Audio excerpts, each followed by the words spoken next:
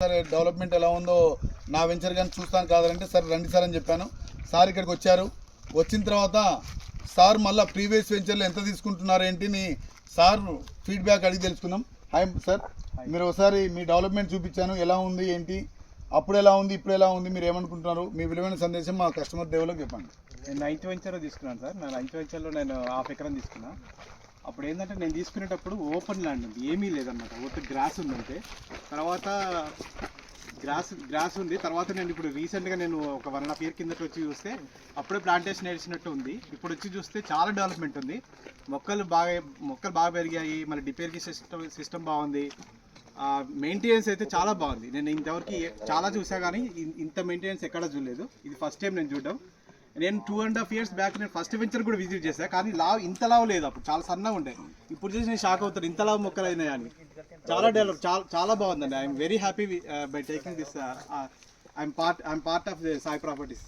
So మా దాంట్లో ఎవరైనా ఇన్వెస్ట్మెంట్ చేసుకోవచ్చు అంటారా? లక్షణంగా చేసుకోవచ్చు. ఓకే, ఎవరైనా కానీ డెవలప్మెంట్స్ కానీ అన్నీ హ్యాపీ అనిపించిందా మీకు? I'm very happy. Okay sir ఒకటే మాట చెప్పాను, మీరు ఏం తీసుకున్నా మా ఫ్రెండ్స్ 5 members ఆల్రెడీ SKG 9లో తీసుకున్నారు. ఈ రోజు మా ఫ్రెండ్ తీసుకుంటా అంటే అతను కూడా వచ్చాడు మరి తీసుకోవడానికి. సో మనం దమ్మున్న కంపెనీ, దమ్మున్న వెంచర్స్ అని ఎలా చెప్తున్నామో, కస్టమర్స్ ఎప్పుడు వచ్చినా కానీ మన దగ్గరికి వెంచర్ చూపెట్టడానికి, మన డెవలప్మెంట్స్ కోసం మనం రెడీగా ఉంటాం కాబట్టి, కస్టమర్ చూసి కస్టమర్ ఫిదా అయిపోయాడు కాబట్టి మళ్ళీ మన దాంట్లో ఇప్పుడు ఒక 1 acre బుక్ చేసుకుంటున్నారండి.